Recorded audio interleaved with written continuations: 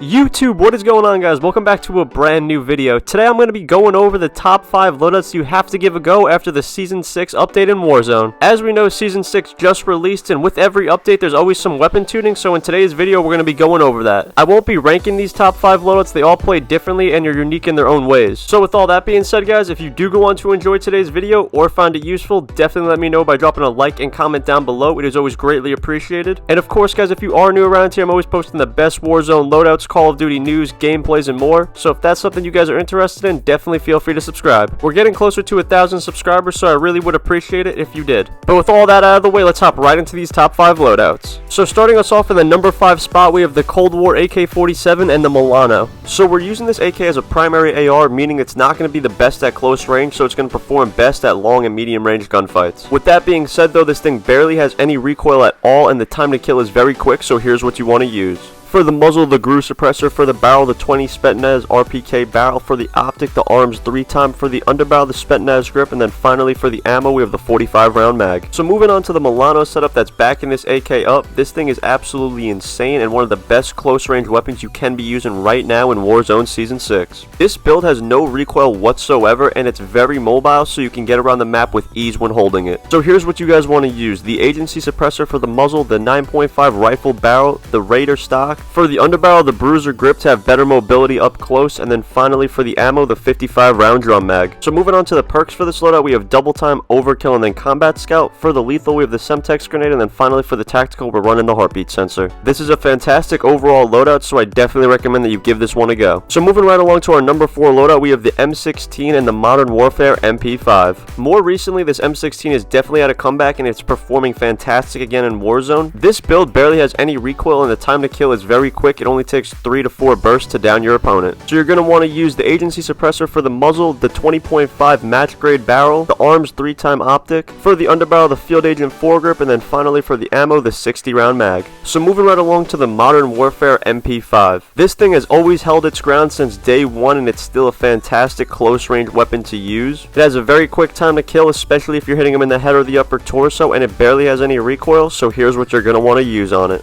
For the barrel, the integral suppressor. For the laser, the tac laser. For the underbarrel, the Merc foregrip. For the mag, we have the 45 round mag, and then finally for the rear grip, we have the stippled grip tape. If you feel that you need that reload quickness, take off the rear grip and put on the perk sleight of hand. For the perks on the class itself, we have double time, overkill, and then amped. For the lethal, we have the throwing knife, and then finally for the tactical, we have the heartbeat sensor. So moving right along to our number 3 loadout, we have the EM2 and the OTS-9. Now you guys are going to notice that I don't have either one of these guns maxed out, but the attachments that I'm using make these guns perform very well even when they're not maxed out. This EM2 class downs your opponents very quickly and there is barely any recoil to this setup, so here's what you want to use. For the muzzle, we have the suppressor, but if you have the agency suppressor unlocked, definitely put that on. For the barrel, we have the 21.1 reinforced heavy. For the optic, we have the arms 3x. For the underbarrel, we have the foregrip, and then finally for the magazine, we have the 45 round fast mag. So moving on to the secondary for this class, we have the OTS-9. Even after all the nerfs, this build still performs great and it is definitely one of the best SMGs that you can be using for up close range gunfights. This build has a very quick time to kill, very minimal recoil, and it's extremely mobile, so it's easy to use and move around with. So here's the setup you're going to want to rock with. For the muzzle, we have the GRU suppressor. For the barrel, we have the 7.5 VDV reinforced. For the underbarrel, we have the bruiser grip. For the ammo, we have the 40 round fast mag, and then finally for the rear grip, we have the GRU elastic wrap. So for the perks on this class, we're running double time, overkill, and combat scout. For the lethal, we have the Semtex grenade, and then finally for the tactical, we have the heartbeat sensor. Definitely give these class setups a go, especially if you don't have these guns maxed out, because I promise you, you will not regret it. So with that, let's move right along to the number 2 spot, and that's the M4 and the XM4. As a lot of you may know, the M4 really has had a comeback recently, and this thing absolutely slaps your opponent, so this is definitely a class setup you're going to want to use. This is an AR that hits extremely hard and it downs your opponents with ease, and it barely has any recoil at all, so here's what you want to use on it. For the muzzle, we have the monolithic suppressor. For the barrel, we have the Corvus custom marksman. For the optic, we have the VLK optic. For the underbarrel, we have the commando foregrip, and then finally for the magazine, we have the 60 round mag. So moving on to the secondary for this class, we have the XM4. The XM4 can be used in a few different ways, but this build specifically has a great time to kill and 0 recoil. Now we're using this XM4 as an SMG. It's perfect for medium and close range gunfights, and it's a very mobile gun, so here's what you're going to want to use on it. For the muzzle, we have the agency suppressor. For the barrel, we have the 13.7